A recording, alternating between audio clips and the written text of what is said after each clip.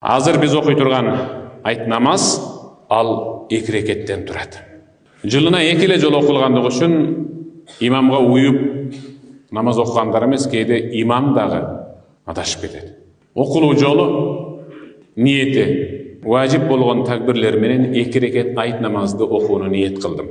Жүзүмдү кыблага бурдум, ушул имамга уюдум. Халисан лиллахи таала Аллаху акбар деп кулакка кабыз кадимдер мындай.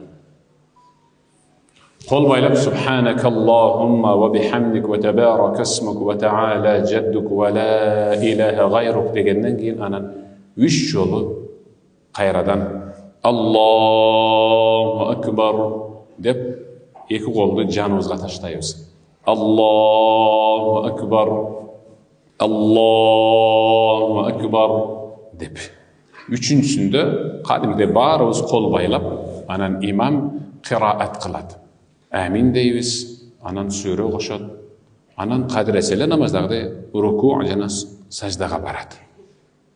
Кайрадан 2 рекетке турат. Имам кыраат кылат, бул дегени Фатиханы окуйт, дагы бир сүрө кошот. Ошол сүрө кошуп бүткөндөн кийин рүкүгө кетип калбаш керек аркадагы жамаат.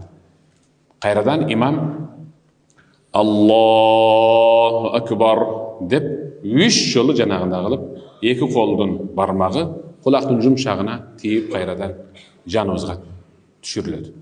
4-чү Аллаху акбардан баарыбыз рүкүгө кетебиз иншалла. Аллахым баарыңыздан ыраазы болсун. Айт маарек болсун. Туткан орозолорубузду Аллах таалам кемчиликсиз кабыл кылсын.